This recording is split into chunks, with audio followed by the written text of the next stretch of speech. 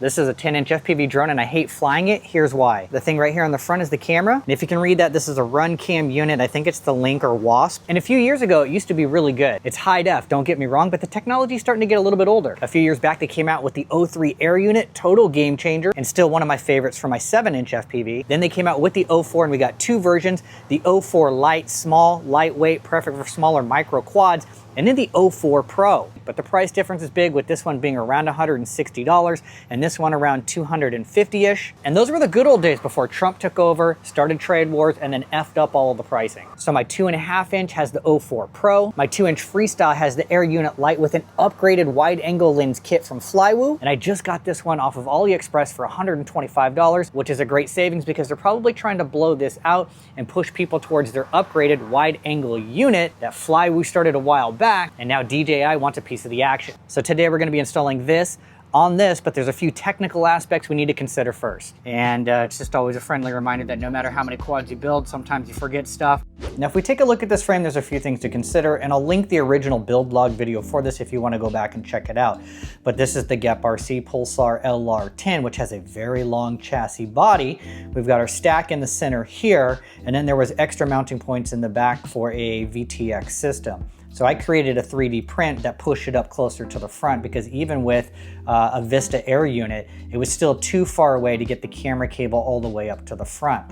Now, if we take a look at the O4 Air Unit Lite, as I said, this is really designed for smaller micro quads, so they don't have really long power leads, or this is the VTX that plugs into the ESC here, right? Because everything would probably just be stacked right on top of itself. So if we lay this here in the front, in the same place, I think we're gonna be okay with getting the camera to the front while having it stacked here in the center, but unfortunately this cable is not gonna be long enough. So how do we extend that? If you build enough quads long enough, you're gonna collect enough parts right here, and I actually got quite lucky with this cable that's the exact same size. It's just about 2 to 3 times as long. So that's gonna be able to bridge the gap from here all the way to where my ESC is. So yay for me. You might have had to have done some special soldering, or what I was probably gonna do is get some other cables like this from a different one, pull one of these out, depen everything, plug it in. It just would have been a hassle. But on to our next issue. If we look at the camera in the front, this is a full-size camera right here, somewhere around 20-ish millimeters or so, I believe.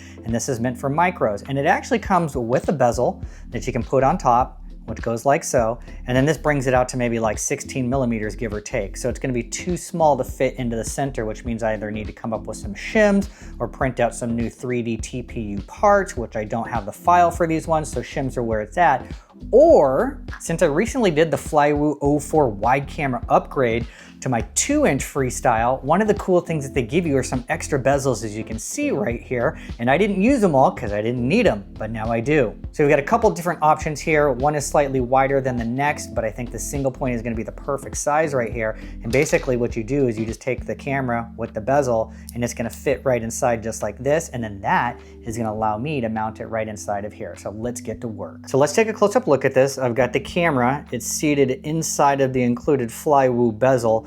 It actually did not line up with the holes because actually I think the wide bezel that goes in it has slightly different hole positioning, but the pressure from the left and right side is holding it in place. So for right now, for testing, I feel confident it's not gonna move, it's not gonna pop out. Obviously it's not gonna go anywhere because the camera cable is threaded through the back anyways, but I might come back later and create a more specific TPU mount that goes around this and extends it or expands it enough to mount with this. But for right now, we're in good shape. So we are now installed. We've got just enough length of the cable from the camera to the air unit right here, as you can see. So that's great. Obviously we're changing out, and going for more of a pole for the antenna.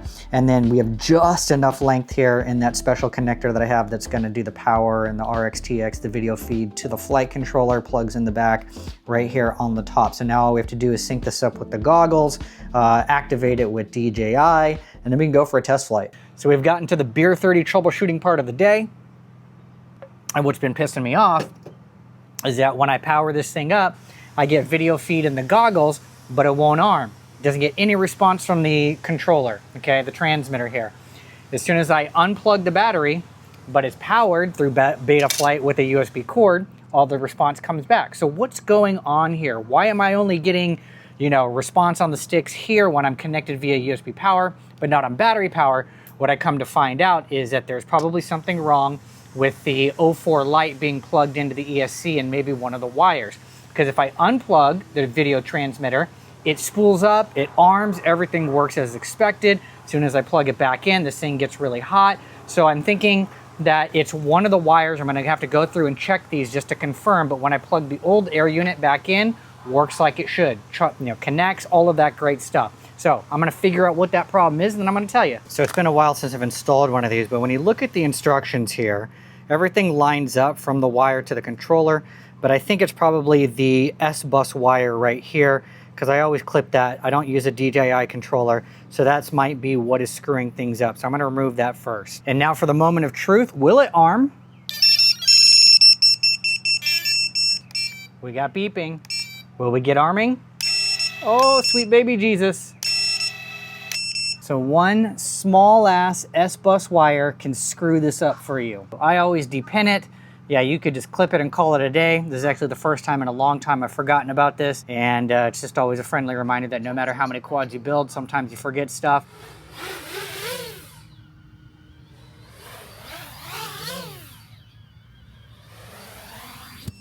Well, it worked, right? I mean, that was a pretty aggressive landing, but if X marks the spot, I think we did pretty good. Okay, so let's, we're gonna have to fine tune GPS rescue.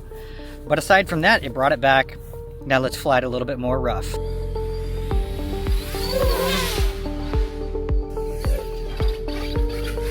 So the goal here was simple, upgrade to something more 2026 without paying O4 Pro money. And on that front, the O4 Lite definitely delivers. If you're not relying on internal storage, which yeah, it's there, just not nearly as robust as the Pro, this is a legit win. Obviously, you can throw an action camera on top of it and not think twice about that.